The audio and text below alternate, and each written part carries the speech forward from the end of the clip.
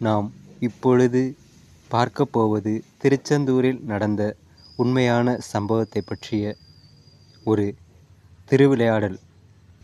அருண் என்ற ஒரு பையன் இருந்தான். அவனுடன் அவன் தாயாரும் தந்தையாரும் மட்டும்தான் இருந்தார்கள். தினமும் திருச்செந்தூர் முருகனை காண வருவார். அன்று அதிகாலை கடல் அலைகள் முழங்கிக் கொண்டிருந்தன.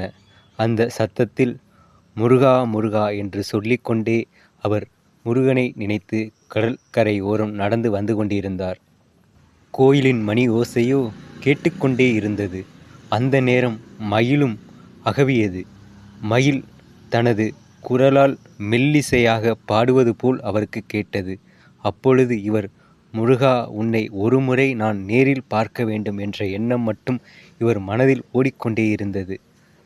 சரி, இன்று முருகனை தரிசித்துவிட்டு நாம் நமது வேலைக்கு புறப்படுவோம் என்று அவர் புறப்பட்டார். இருந்தாலும் அவர் மனதில் என்ன என்றால், நாம் ஒருமுறை முருகனை தரிசித்து விட்டால் போதும், நேராக பார்க்க வேண்டும். அவர் பாதத்தில் விழுந்து முருகா முருகா என கத்தி தன் அன்பை வெளிப்படுத்த வேண்டும் என்று அவர் எண்ணம் ஏங்கிக் கொண்டிருந்தது. அன்று முருகனை கண்டுவிட்டு சென்று விட்டார். முருகன் சிரித்த கோலத்தில் நின்று அவருக்கு காட்சியும் தந்தார். இருந்தாலும் நான் உன்னை ஒருமுறை நேரில் பார்க்க மாட்டேனா? இந்த உடலில் இருந்து உன் உடலை ஒருமுறை எனது ஆன்மா பார்க்காதா என்று மனமுருகி வேண்டிக் கொண்டிருந்தார். அன்று இரவும் வந்தது. இவரும் உறங்க சென்று விட்டார். தாய் தந்தையருடன் இவர் உறங்கிக் கொண்டிருந்த பொழுது விடியற்காலை 4 மணி அளவில் ஒருவர் வந்தார்.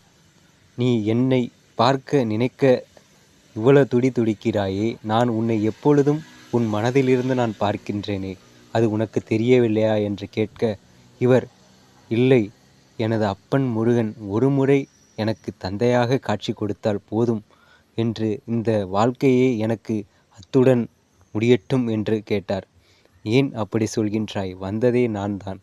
எதற்கும் கவலை கொள்ளாதே. உனக்கானது அனைத்தும் நான் இனிமேல் தருவேன். எப்பொழுதும் என்னை நாம் கடற்கரை ஓரம் சந்திப்போம் என்று சொல்லி மறைந்தார். விடிந்தது. இவர் மனதில் ஒரு ஆனந்தம், நாம் அப்பன் முருகனை கண்டுவிட்டோம் என்று. அன்றும் காலையில் குடித்து முடித்துவிட்டு கடற்கரை ஓரம் சென்று கொண்டிருந்தார்.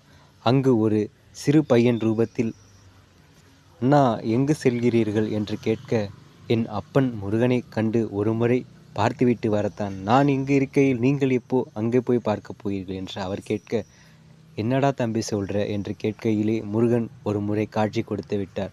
அவர் மனம் மகிழ்ந்து முருகா முருகா என கத்த மயிலும் சேர்ந்து அவருடன் கத்தியது. கத்தும் பொழுது அவருக்கு ஒன்று புரிந்துவிட்டது.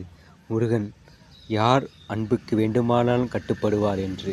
முருகன் அன்பு தெய்வமை மட்டுமே தவிர அவர் அழிக்கின்ற தெய்வம் இல்லை.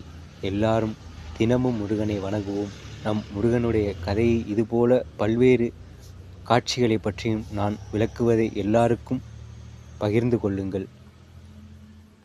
உங்கள் அன்பு